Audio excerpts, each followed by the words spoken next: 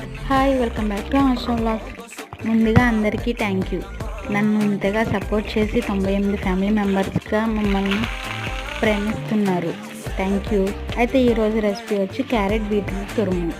కావలసిన పదార్థాలు 4 ఎండుమిర్చి, 4 పచ్చిమిర్చి, 4 ఎల్లుల్లిపాయలు, 1 రబ్బ కరివేపాకు. స్టవ్ ఆన్ చేసి 2 టేబుల్ స్పూన్ ఆయిల్ పోసి హీట్ అయిన తర్వాత తాలింపులు వేసుకోవాలి. ఎండుమిర్చి, పచ్చిమిర్చి, వెల్లుల్లి రబ్బలు, కరివేపాకు వేసుకొని బాగా కలుపుకోవాలి.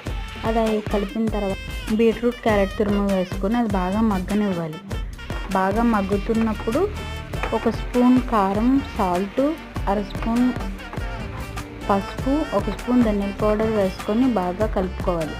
అవి క్యారెట్ బీట్రూట్కి బాగా తగిలేలా కలుపుకుంటూ ఉండాలి. అలా దగ్గరికి అయిన తర్వాత ఉప్పు కారాలు చూసుకొని సరిపోకపోతే వేసుకోవాలి.